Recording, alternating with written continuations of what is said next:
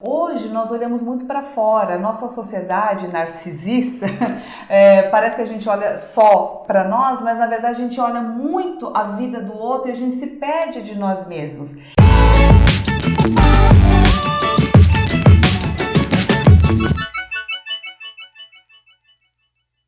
Oi pessoal, estamos aqui no nosso papo com palestrante, com uma pessoa muito especial. Ela é psicóloga, teóloga, assim que fala? Isso. Teóloga, ela fez mestrado em administração e ela é campeã latino-americana de mágica. Fora que ela é linda e simpática. Meire Camia, obrigada por estar aqui conosco. Eu que agradeço, gente, é um prazer estar aqui com todos vocês, aqui especialmente com a Sandra, que é um amor. Adorando estar aqui, viu? Obrigada. Eu queria perguntar, eu tenho várias coisas para perguntar, mas depois que ela falou que fez teologia, eu tenho que perguntar. Por que teologia? Por que psicologia, né? Você estava indo para um caminho, aí também o mestrado em administração. O que aconteceu aí nesse meio tempo? A psicologia sempre me seduziu, sempre, desde pequena. Eu sempre fui muito observadora. Aliás, eu era muito tímida e todo tímido é muito observador, então eu já tinha essa coisa. Mas a minha trajetória começou como artista, na verdade. Então, meus pais já eram ilusionistas e desde pequenininha eu acompanho meus pais nos shows. Então, todo final de semana a gente tinha show, a família inteira fazia os shows. Eu era muito tímida, mas a gente fazia, assim, todos os programas de televisão. Então, eu já fui na Xuxa, na Mara Maravilha. Aí você participava do show? Não, só ficava... Participava. A gente fazia o show de mágica. Então você já começou a resolver essa sua timidez naquela época? Isso, na verdade eu tive que criar um personagem para poder enfrentar um palco. Isso é um artifício bom. Isso, era tipo esses atores, para poder subir no palco e enfrentar a plateia, tinha que ter um personagem. Mas desceu do palco, pronto, era difícil ser nós mesmos, né? E eu só fui resolver isso mais pra frente na minha adolescência. Mas eu gostava muito de estar no palco, então toda a minha formação como artista, então eu fiz 5 anos de balé clássico, fiz sapateado, fiz 2 escolas de circo, então meu pai era esse doido que largou 7 supermercados para virar artista, que era o sonho da vida dele. Ele era dono dos 7 supermercados? Isso. Mas aí ele ficou feliz, ele é feliz. Porque então, ele não era feliz quando porque era meu avô, né? Meu avô fez os 7 mercados, ele fazia gestão, odiava fazer aquilo. O sonho dele era ser artista. Aí ele teve um câncer, ele teve leucemia, quase morreu. E quando, por um milagre, ele conseguiu se curar daquilo, passar por aquilo, ele decidiu fazer o que a alma dele queria, que era ser artista. É verdade. E essa foi a maior lição pra mim como É um divisor filha. De águas. Quando a gente tem uma doença dessa, é um divisor de águas Isso, mesmo. porque você se põe à prova ali, né? Claro. Tipo, o que realmente vale nessa vida. Isso mesmo. E o que importa, né? E ele sempre ensinou a gente a fazer o que a gente gostava. Sim. Então, o nosso trabalho tinha que tocar o coração. E eu gostava muito de estar no palco, não tinha vergonha, mas ele sempre empurrou porque ele via em mim o meu potencial como artista. E aí eu fui indo, né? E quando eu cheguei, trabalhando a vida toda, só fazendo shows de mágica. Aí você quis carreira solo? Isso, fiz a minha carreira solo, depois, com 20 e poucos anos eu já me Mas separei. isso já é a minha primeira pergunta. Isso como mágica. Tá, mas isso é a minha primeira pergunta pra você. O que eu queria saber era, por que teologia? Isso, eu tenho a história, né? Mas a teologia, pulando essa parte, né, da história, eu acho que faltava algo, foi uma busca pessoal, na verdade. Eu não tenho uma religião. Eu também não. Porque minha mãe era budista, mas eu cresci aqui, nasci no Brasil e aqui o cristianismo é mais forte. Verdade. Mas eu não entendia muita coisa, mas eu sempre fui muito espiritualista. Então, uma coisa é religião, e isso é uma coisa que a gente aprende bem em teologia, uma coisa é religião, outra coisa é espiritualidade. E eu sempre tive um contato com a minha espiritualidade muito forte, mas eu queria entender um pouco mais a religião e eu sabia que no mestrado eu fiz com foco em comportamento e estudei valores comportamentais, valores organizacionais. E eu entendi que valores são crenças. Certo. E as crenças elas movem, elas motivam, elas têm a ver com motivação. Sim. Eu estudei muito isso, né? Elas motivam o ser humano, é o que faz a gente lutar por alguma coisa, querer acordar todos os dias, fazer sentido na vida. E as crenças espirituais, religiosas, elas estão num cerne ali da nossa cultura, da sociedade. Então, você vê que a fé move. Sim. Então, eu queria entender um pouco mais sobre isso. E aí você foi estudar. Além disso, ela queria entender um pouco mais, mas no fim ela foi fazer uma faculdade que fez ela entender a fundo, não é? Porque faz a faculdade não é um pouco mais só. Não, quando eu vou a fundo mesmo, né? Fui para entender. E nesse período, por uma coincidência, eu comecei a fazer palestras, assim, onde eu via pastores na minha frente, da linha evangélica, e eu às vezes ia fazer palestra para padres e arcebispos que estavam na minha frente, e eu ficava assim, o que eu posso falar? O que eu não posso falar? Eu não entendia. Sim. Será que se eu contar essa piada vai ofender alguém? Então eu comecei a ficar com muita dúvida também, e aí justo que calhou de eu encontrar um padre que coordenava um trabalho com o meu secretário que me acompanha nas palestras, e ele falou, eu queria fazer já um doutorado, alguma coisa assim, ele falou assim, não, ele faça teologia. Eu falei, 4 anos? 4 ou 5? 3 anos. Ah, 3 anos, 5 anos é de psicologia, 3 anos é teologia, e aí eu resolvi fazer um cursinho rápido primeiro para ver se eu ia aguentar, porque eu falei assim, não, se eu gostar, eu vou fazer faculdade. Não, e no final, a fundo. E no final, tudo que a gente faz, a gente aproveita para alguma coisa no futuro, para nossa vida. Olha, nada se perde. Eu tenho certeza que o balé te ajudou, como me ajudou a você ser mais desinibida, a você também se colocar. Porque a presença de palco é muito importante para um palestrante, não é? Muito! Nossa, isso olha, me deu uma bagagem fantástica. E a psicologia e a teologia, na verdade, elas são cursos que você não sai a mesma pessoa. Você entra de um jeito e certamente você vai sair transformado. Com certeza. Porque mexe com teus valores. Sim. Ele mexe com o seu autoconhecimento. Sim. Então, e é isso que eu levo também nas palestras. Eu acho que a fala forte, a fala que toca, é a fala que foi vivida.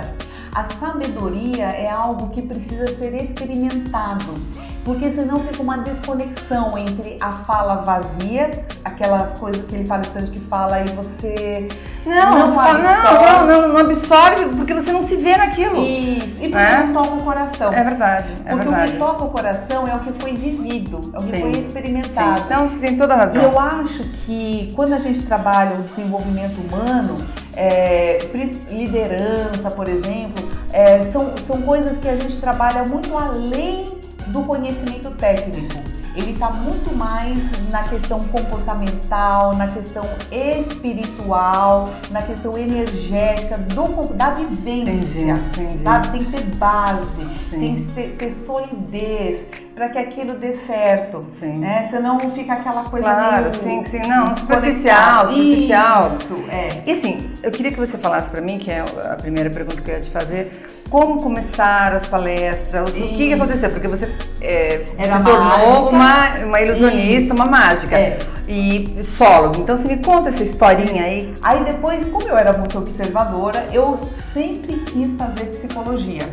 Aí depois eu fui fazer o curso de psicologia. Quando chegou no finalzinho do curso, eu comecei a ter conflitos.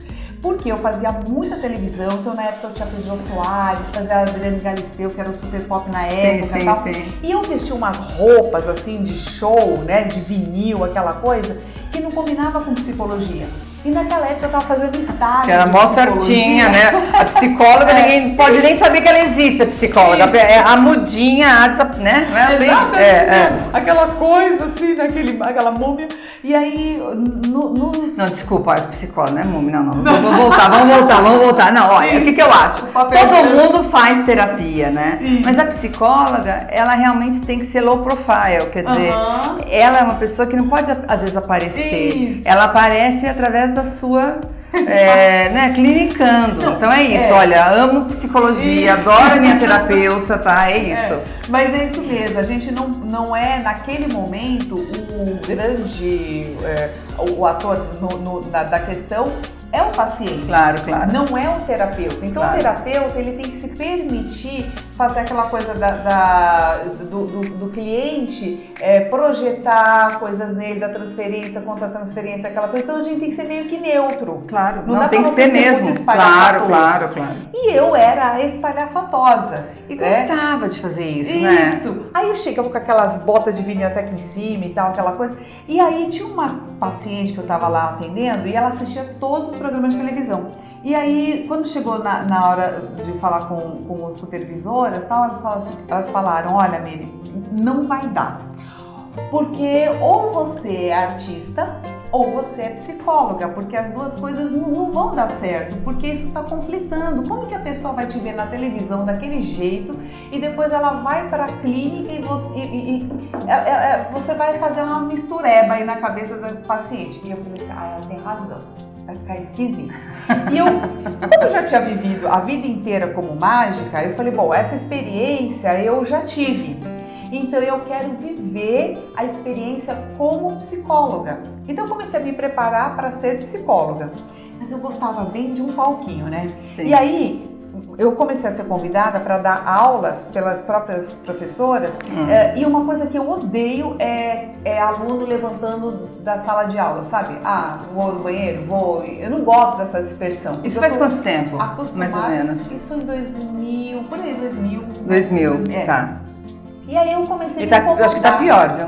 Os alunos, acho que eles levantam mais, são mais agitados, isso, né? Eu comecei a colocar as mágicas para poder ilustrar os conteúdos que eu estava apresentando. Para justamente reter os caras dentro da sala. Que legal. E essa dinâmica de palco, tal, de movimentação e de perguntar, eu percebia que aquilo retia a atenção do pessoal. E aí eu falei assim, caralho, aí tem um lugar ali pra mim, porque eu comecei a perceber que eu amava dar aula. Sim, era um laboratório, né? Aí eu já tinha me livrado da minha timidez, graças a Deus. Gostava de fazer a mágica e gostava de psicologia, eu gostava do tema que eu tava falando. E nesse momento eu percebi que tinha já alguns amigos meus que já faziam palestras com mágica.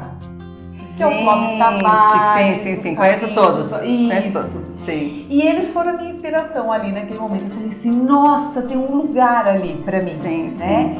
E aí eu comecei a pesquisar o mercado e vi que tinha pouca mulher mágica. Assim, não tinha tem. Mulher palestrante, não tem. Mágica já não tinha mesmo. Tem pouca mulher, mas isso nós vamos mudar, estamos mudando já isso.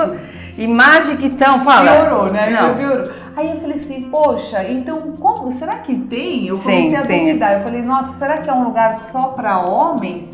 Ou será que cabe aí uma mulher? Foi aí que eu também comecei a me preocupar mais com o meu respaldo acadêmico. Então eu comecei a alinhar o que eu queria fazer ali para o meu futuro e o conhecimento teórico, meu embasamento. Por isso que eu pensei já naquela época em fazer um mestrado em administração, porque daí eu voltaria estudiosa, o meu conhecimento de psicologia, da psicologia do comportamento dentro das organizações. Que bacana, Miri, que legal. Sim. Né? E aí fiz isso. Então eu comecei a estudar, fiz o mestrado e já comecei a fazer. Quando eu tive o desejo de fazer palestras com mágica, eu já comecei a me movimentar para aquilo.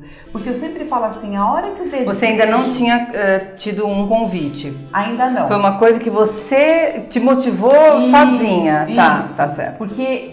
Quando eu pensei, quando eu me imaginei...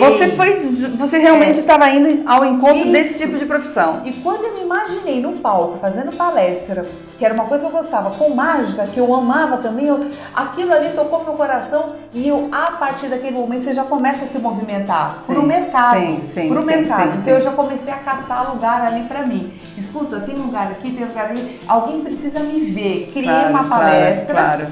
E aí tinha aqueles grupos de RH. Sim. E aí eu queria testar o meu modelo e tal. E aí eu fiz... Se ofereceu. Isso, me ofereci. Fiz uma que foi maravilhosa. Mesmo? Em que ano que foi isso? Foi por aí mesmo. Tipo 2000, 2001, 2002? Por aí, Faz tempo já. Faz tempo. E daquela eu já fechei a primeira palestra paga.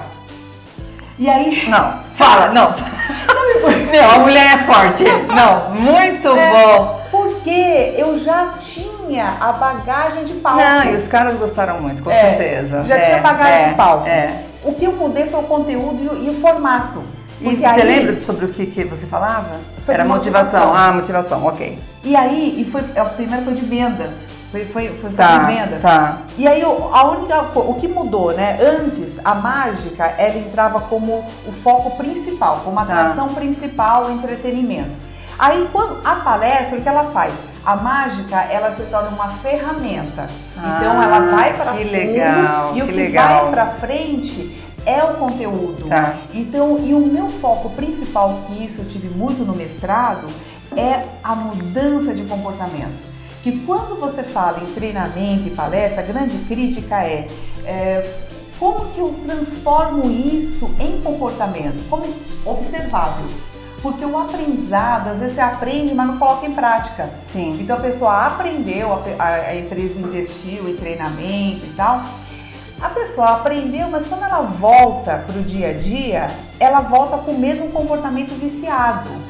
Porque a cultura... Quer dizer, ela viu como dá pra fazer, viu que aquilo é o certo, mas ela na hora de aplicar, ela não consegue. Ela não consegue, tá? É como mudar hábito, né? Então, por exemplo, difícil, não é fácil mesmo, né? Eu acho que diagnosticado com diabetes. Sim. Então, o médico fala, você vai ter que parar de comer massa, pão, bolo, e é tudo que a pessoa come. Então, quando você muda um paradigma, dá um tilt na cabeça da pessoa e ela não sabe como mudar. Então, eu percebi que aquele era o foco importante. E eu comecei a direcionar toda a minha atenção para desenvolver métodos que a gente consiga fazer isso mais rápido. Então, esse é o meu foco na palestra e é o meu foco no treinamento. Porque a pessoa precisa sair de lá vendo que aquilo valeu a pena. Entendi. Mesmo que ela faça uma pequena mudança, ela fala assim, cara, eu consegui fazer. E isso aumenta a autoconfiança nela, que é o motor também da motivação. Porque se você não confia em você não faz. Não, e essa tua preocupação de querer mostrar como ele pode fazer essa transformação, que eu acho que é a grande pegada. Isso. Eu ia até te cortar, me desculpa, mas achei bárbaro isso aí, que eu ia querer também saber sobre como são os temas, que você falou que essa palestra sua era de motivação. Isso. Mas eu faço vendas, eu faço atendimento ao cliente, faço para empoderamento feminino, que hoje nós mulheres não temos um modelo um modelo feminino de sucesso profissional. A nossa geração ainda tem muita carência disso. Então, nós não temos a segurança. A gente tem dificuldade de lidar com questões financeiras, de se posicionar frente a uma empresa. Quando eu falo em empoderamento, eu não estou falando em luta de classe nem de força física, mas de uma autorresponsabilidade de você detectar o que é bom em você, qual que é o seu potencial e florescer nisso. Que é difícil fazer, porque às vezes o seu tamanho é grande. E às vezes a gente tem dificuldade em aceitar que nós temos esse tamanho e assumir esse tamanho. Então a gente às vezes se assusta com o tamanho que a gente tem, porque junto com isso vem também a responsabilidade. Então a gente pensa assim, cara, será que eu dou conta? Será que eu não dou? Então vem essa insegurança. E pelo modelo mental que nós fomos educadas, a gente sempre acha que precisa de alguém, né, uma muleta, um sócio, um marido ou alguém para a gente se sentir segura. Né? E o empoderamento ele trabalha justamente essa autodescoberta e poder viver bem e feliz no seu trabalho, conciliando a sua maternidade, conciliando aquilo que você a segurança traz a gente até compartilhar a maternidade, o companheiro, os amigos e tudo, porque a gente não fica assim sem achar que está deslocado a situação, entendeu? A gente fala, não, olha, eu trabalho aqui, hoje eu vou trazer o meu marido aqui para conhecer minhas amigas, por exemplo, entendeu? Isso é normal. Claro, sem conflitos, isso mesmo. Conflitos. E eu acho que a mulher, ela vive com muitos conflitos internos, por isso que ela não tem a paz. E a paz, esse estado de espírito, é o que vai fazer florescer tudo tudo vai dar certo quando ela se encontra dentro dela. Hoje nós olhamos muito para fora, nossa sociedade narcisista, parece que a gente olha só para nós, mas na verdade a gente olha muito a vida do outro e a gente se perde de nós mesmos. E tem um outro problema que eu trabalho também na palestra, que é justamente por isso que eu dou o foco na mudança de comportamento, que é que nós adoecemos hoje porque pensamos muito, queremos muito, mas não sabemos fazer. E esse pensamento em que eu quero fazer, não consigo, esse conflito interno gasta energia, gera ansiedade. Sim. Ansiedade por muito tempo gera estresse e o estresse muitas vezes leva à depressão, que é uma fadiga. Sim. Cansa. Sim. Eu canso de brigar com a vida. Então, quer dizer, eu rodei o mundo, mas não me achei. Entende? E o trabalho é o contrário, é para dentro. É dentro de mim que eu vou encontrar isso, né? E eu não tenho que me preocupar tanto com o que é de fora, porque o que é de fora ele é uma manifestação apenas. Então eu vou ensinando isso. Trabalhar autoconhecimento, autoconfiança, automotivação, certo, que são ferramentas da inteligência emocional. Certo. Então, basicamente, as minhas palestras elas são voltadas para comportamento. Então, mesmo palestras para liderança, vendas, por exemplo, eu trabalho muito essa questão da autossabotagem. Os vendedores, eles têm medo de prospectar, eles têm medo de ligar para o cliente porque tem medo de rejeição. Sim. Então, eu vou trabalhando toda essa questão com eles na linha comportamental. Que bacana. Entendeu? Então, todas as minhas palestras, o cerne é sempre mudança de comportamento, não importa o ambiente. Né? Então eu trabalho também mudança de cultura. Então às vezes a empresa ela precisa começar a trabalhar valores diferentes e a gente ajuda nessa transição.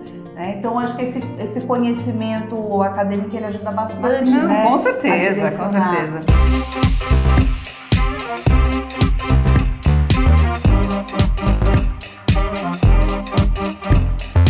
Um outro desafio é a arrogância. Conhece gente arrogante?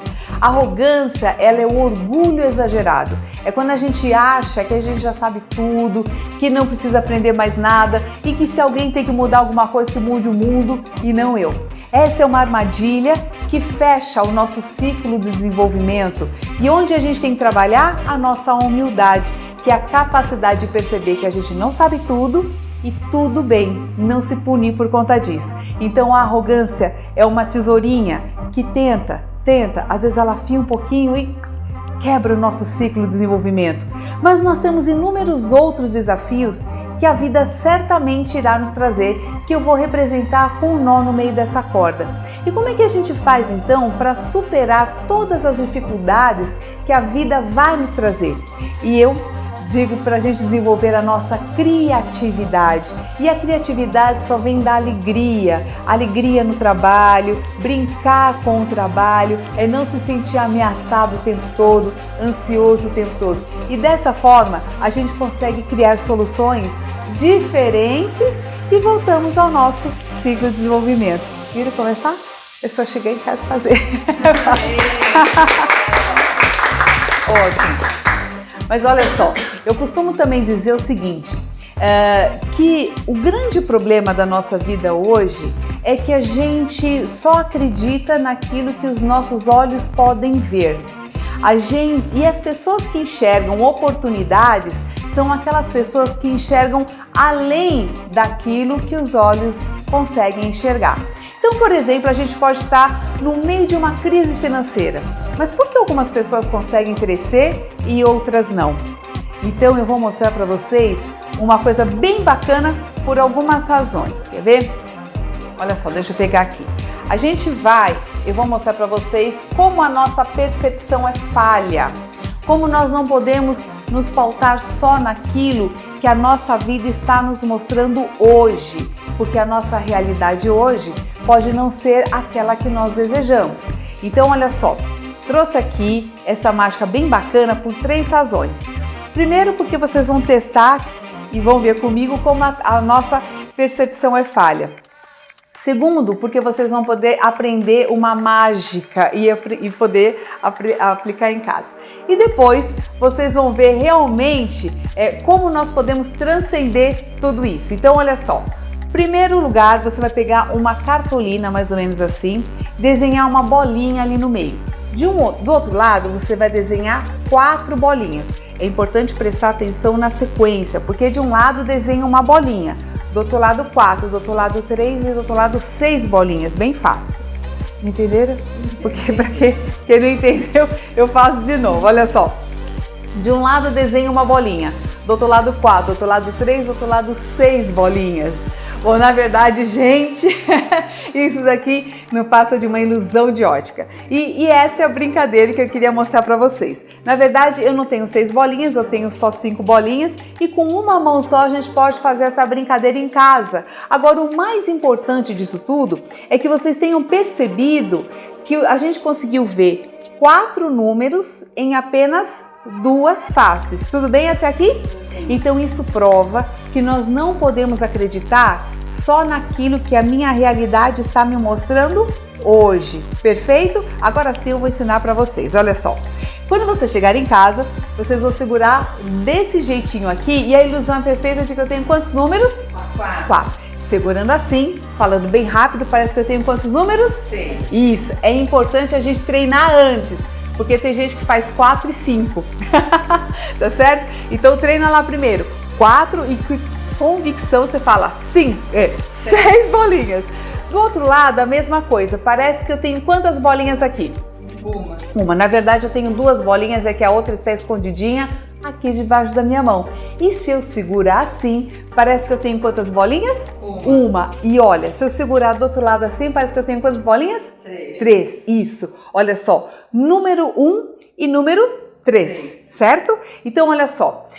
Pode acontecer também de quando você chegar em casa, você não ter uma configuração de plateia assim como eu tô tendo aqui agora, todo mundo à sua frente. Pode acontecer de alguém sentar muito próximo de você e aí a pessoa começa a falar assim... você viu na mão dela? Você viu, né? Eu não sei como é que vocês fariam, mas como eu sou muito criativa, eu daria um passe mágico e faria aparecer a outra bolinha. Do outro lado, a mesma coisa. Se alguém falar qualquer coisa, eu dou um passe mágico e faço aparecer a outra bolinha. Mas como eu sou muito inovadora e adoro um grande finale, eu daria um passe mágico e faria aparecer muito mais bolinhas. Olha só. Aprenderam?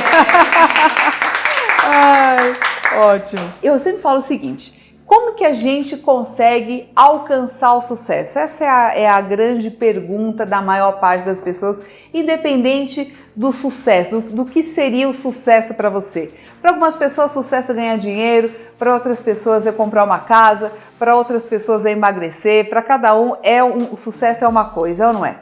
E elas sempre buscam o sucesso fora delas. Mas eu vou mostrar para vocês que um dos segredos da nossa mente é que a nossa mente não aceita incoerências. O que significa isso? Não adianta eu falar para as pessoas, eu vou vender demais. Se dentro de mim eu falo, mas será que eu vou mesmo?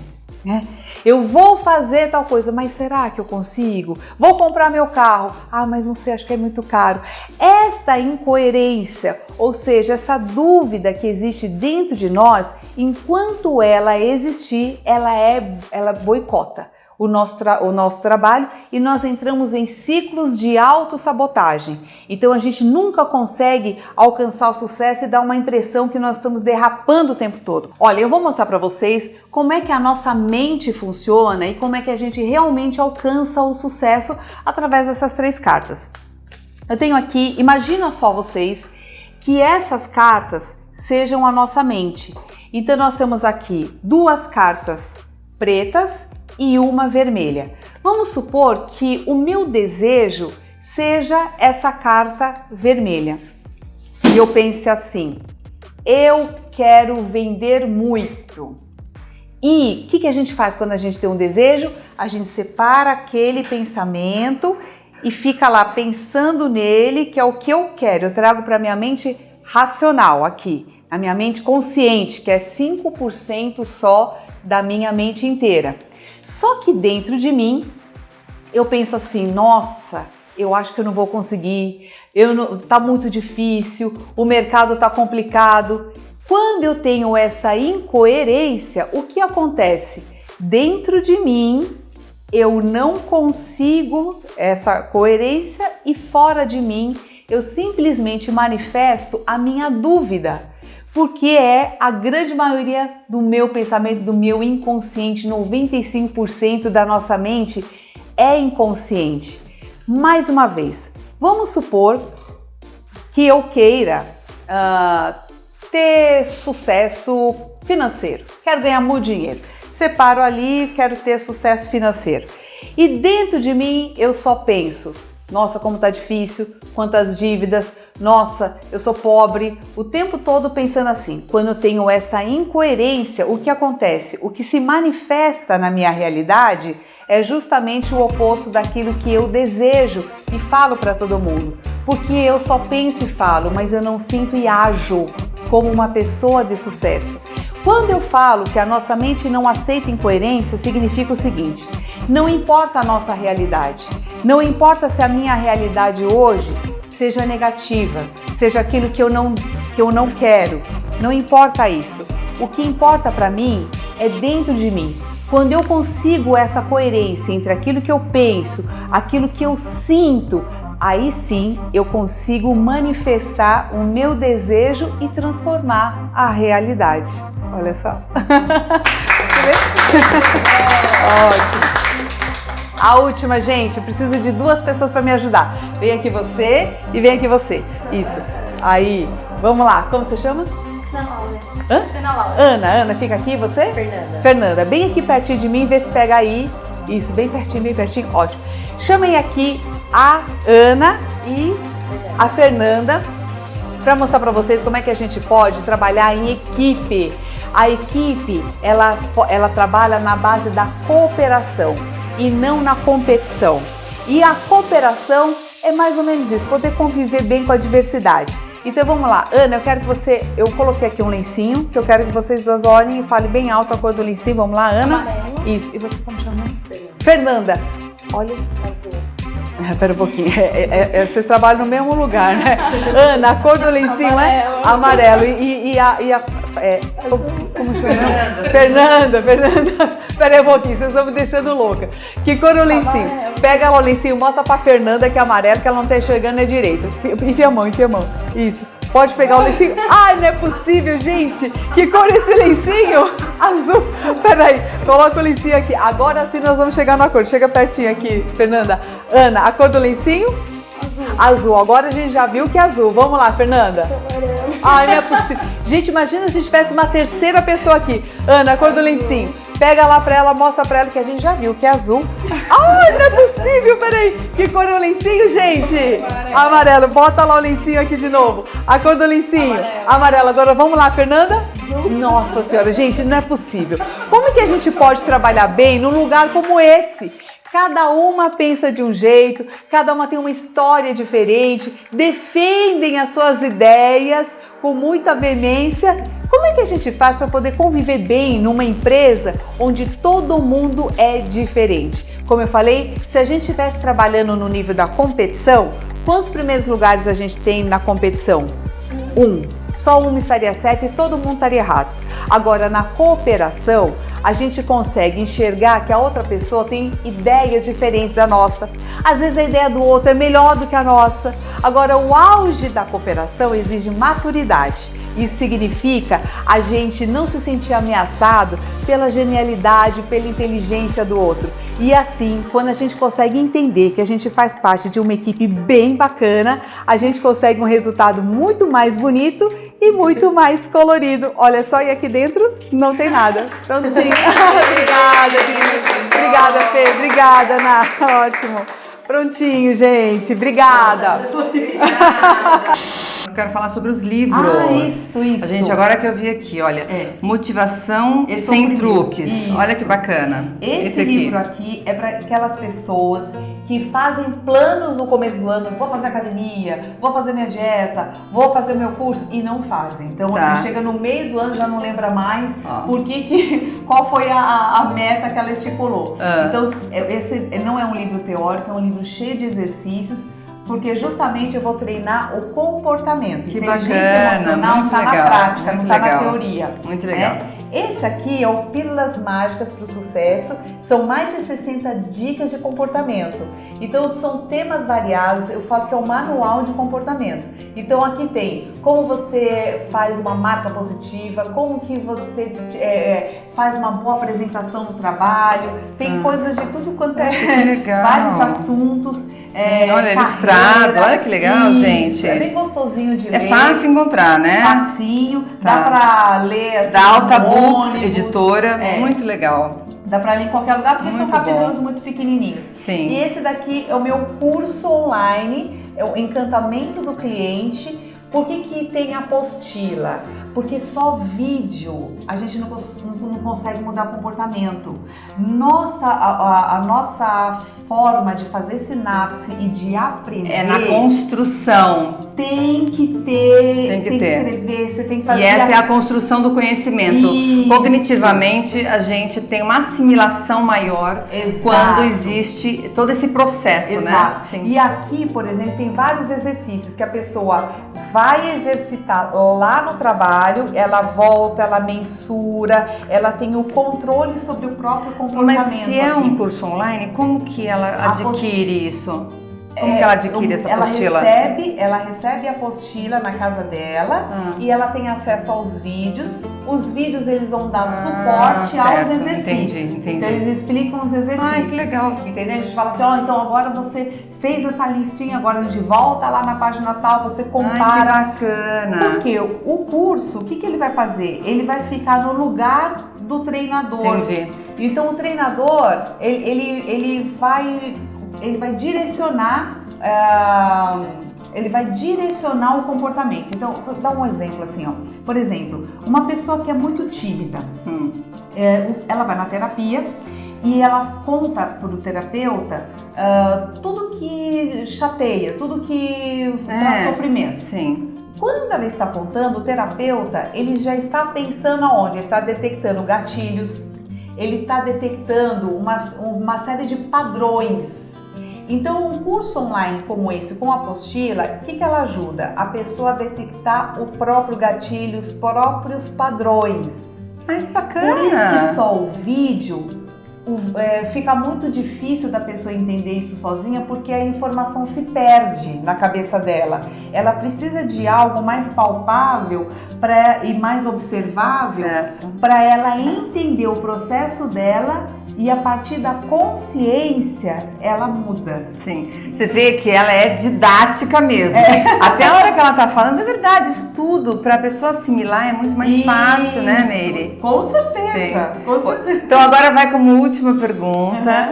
Eu queria que você falasse ou uma dica, ou algo que você fala em todas as suas palestras, que você acha que é muito importante para o nosso público ouvir. Olha, o que eu acho importante hoje é que a gente coloque como propósito final o que é de verdade. O que é de verdade?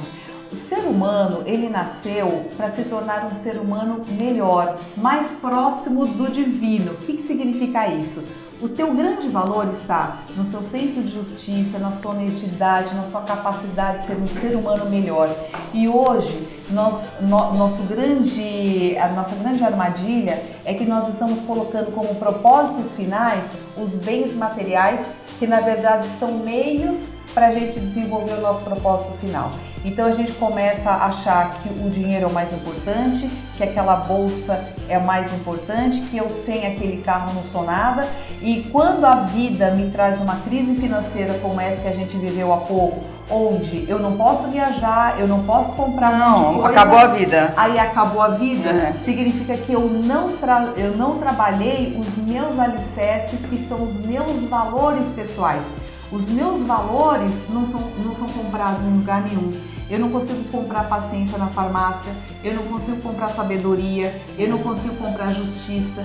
E o que realmente dá a autoestima, o amor próprio, é eu reconhecer que eu tenho isso desenvolvido dentro de mim. Sim. Porque quando eu tenho e eu entendo isso, que eu reconheço, a vida pode me tirar tudo, mas ela não me tira o meu grande valor. Então a pessoa que tem esse reconhecimento, primeiro ela é grata e depois ela tem todas as ferramentas que ela precisa para levantar no dia seguinte e começar a vida tudo de novo. porque ela sabe que o valor está com ela, não está fora dela.